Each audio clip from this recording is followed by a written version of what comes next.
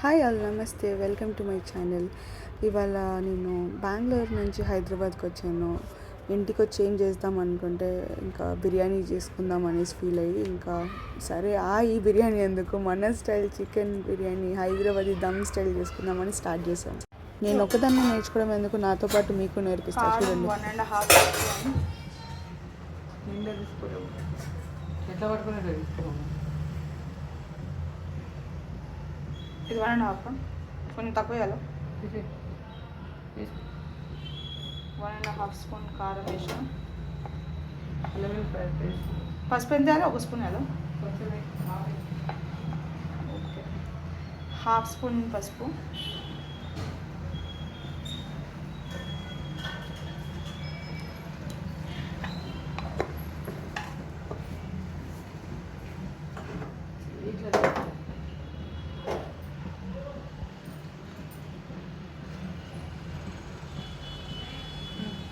Ginger garlic paste ఒక 1 spoon, 1 spoon ginger garlic paste. కింద నుంచి 2 స్పూన్స్ జింజర్ గార్లిక్ పేస్ట్, చిన్న చిన్న టీ స్పూన్. పెద్ద స్పూన్ అంటే ఒక వేసుకోవచ్చు. నమక్,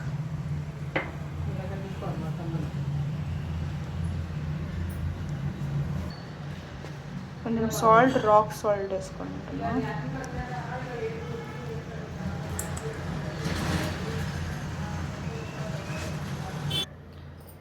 ఇది ఎంత చికెన్ మమ్మీ? 1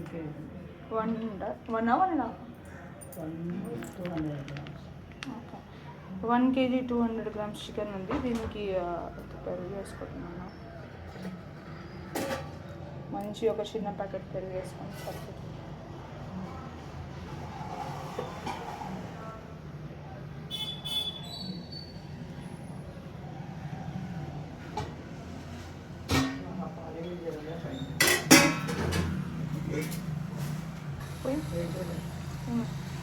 దీంట్లో ఒక చుక్క పాలు పోసుకోవాలి.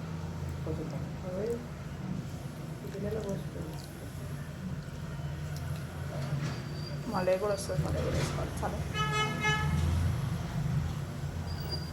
సో వేసుకుని కొంచెం సాఫ్ట్ అవుతుంది అన్నమాట చికెన్ మంచిగా. దీంట్లోనే ఒక స్పూన్ ధనియాల పొడి వేసుకోవాలి.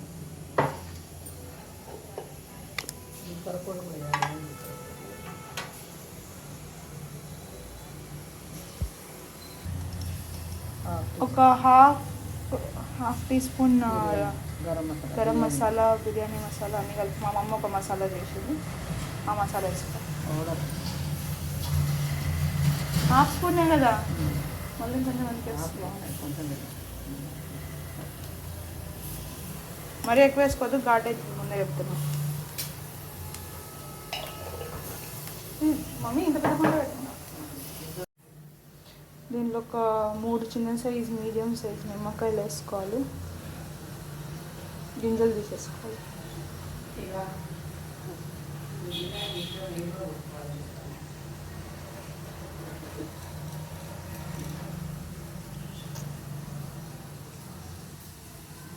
కొంచెం బ్రౌన్ ఆనియన్స్ డీప్ ఫ్రై చేసుకోవాలి. ఆనియన్స్ని బ్రౌన్ వచ్చే వరకు డీప్ ఫ్రై చేసుకోవాలి, గోల్డెన్ బ్రౌన్.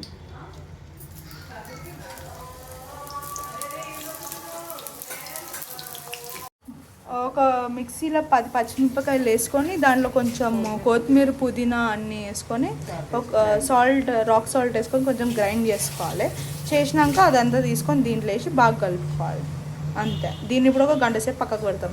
అది వేడి కలుపుతాం. ఇప్పుడు వేడైంది గిన్నె. అలా ఇందాక డీప్ ఫ్రై చేసుకున్న ఆనియన్, డీప్ ఫ్రై చేసుకున్న ఆయిల్ అంతా కలిపిలి వేస్ట్ చేసుకోకుండా దీంట్లో పోసుకోవచ్చు అన్నమాట. దీంట్లో ఇప్పుడు మన మసాలా దినుసులు వేయాలి కొంచెం. Will do this mummy. ఈ కాయ వేయాలా? ఇలా ఒక 4 ఆకులు వేసి ఇది అంతా మిక్చర్ వేసేయి.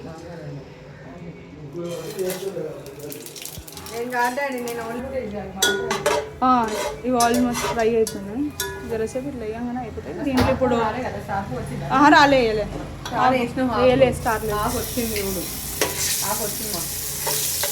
మమ్మీ చికెన్ ముక్కలు వేయాలి.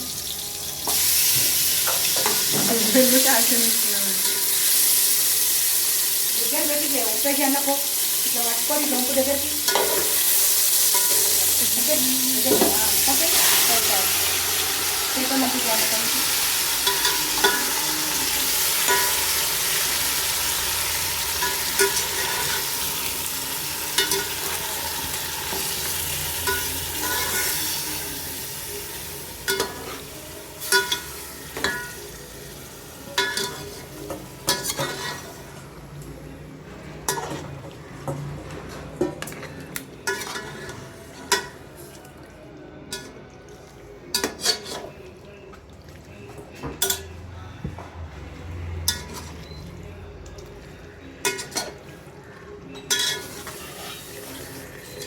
సో ఈ బేసికల్లీ ఈ ప్రాసెస్లో మొత్తం మేఘన్ చేసింది ఏం లేదు, జస్ట్ వచ్చి కూర వంపింది అంతే. దీన్ని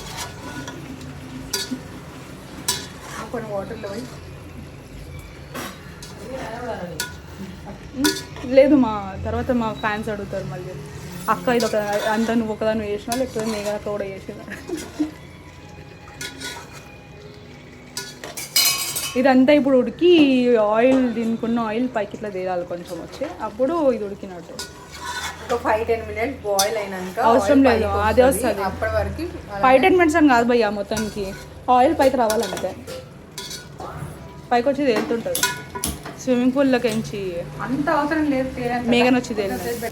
దీనిలో ఒక 3 ఆకులు వేస్తే మంచిగా నీళ్ళు మసేటప్పుడు ఆ ఫ్లేవర్ అంతా దీనికి వస్తుంది. దీనిలో కొంచెం సాజీరా, మేము యూజువల్లీ బగారన్నం చేసుకున్నప్పుడు కూడా దానిలో మేము సాజీరా వేసుకుంటాం, అల్లం ఎల్లిగడ్డ పేస్ట్, కొంచెము ఉప్పు. అందరూ వేసుకుంటాం, వేరే వాళ్ళు వేసుకోరు, మేము వేసుకుంటాం. దీనిలో ఒక 4 చెక్కలు వేసుకోవాలి, చిన్న చిన్న చెక్కలు ముక్కలు చేసుకొని, చెక్కలు ముక్కలు చేసుకొని 2 ఇలాచీలు వేసుకోవాలి, మరాఠీ మొగ్గ ఇలాచీవా ఇలాచి బిగ్ ఇలాచి. మమ్మీ కానీ చెప్తుంది పెద్ద ఇలాచీ ఇప్పుడు వేసిన పలగొట్లే. చాలా ఎక్కువ మసాలా వేయకమ్మా.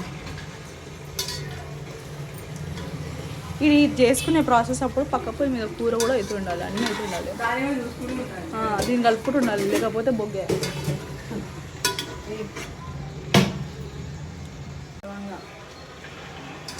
ఒక 4 లవంగాలు.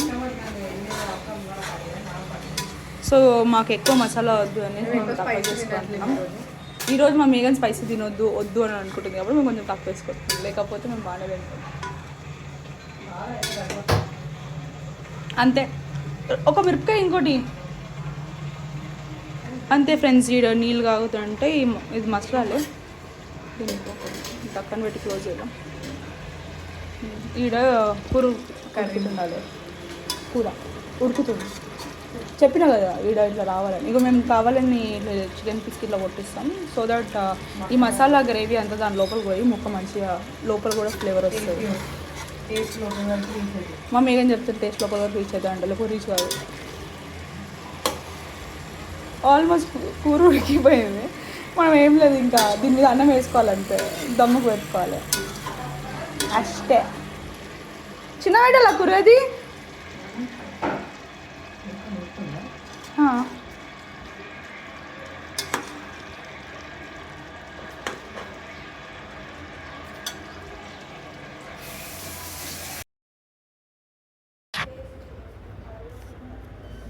దీంట్లో కొంచెం దొడ్డుప్పు వేసుకోవాలి, రాక్ సాల్ట్ వేసుకోవాలి. అండ్ ఇక్కడ నుంచి ఇది కొంచెం కూర ఉడికినాక పక్క పొయ్యి మీద మనం ఇందాక వాటర్ పెట్టుకున్నాం కదా, ఆ వాటర్లోనే రైస్ వేసుకోవాలి, కడిగి నానబెట్టుకున్న బియ్యం దాంట్లో వేసుకొని అదొక 80% ఉడికినాక వంపేసుకోవాలి. ఆ వంపేసిన రైస్ తీసుకొని ఇట్లా పైన ఇట్లా ఇప్పుడు ఎట్లా కనిపిస్తుంది ఇక్కడ మనకి, అట్లా అరేంజ్లో కిందంతా కర్రీ వేసుకొని మీదంతా రైస్ వేసుకొని ఇట్లా లేయర్స్ లాగా వస్తుంది. కింద కర్రీ లేయర్, పైన రైస్ది. సో లేటర్ అంతా ఒక బౌల్లోకి వేసుకోండి. దాన్ని కలుపుకుంటే అప్పుడు మసాలా అంతా మంచిగా కలుస్తుంది. సో ఇది బేసికల్లీ హైదరాబాదీ దమ్ బిర్యానీ అనమాట. నార్మల్గా పలావ్ కాదు, అంత మిక్స్ అయిపోయి ఉండడానికి. ప్లేట్లో వేసుకున్నాక అప్పుడు మిక్స్ చేసుకోవాలి దాన్ని.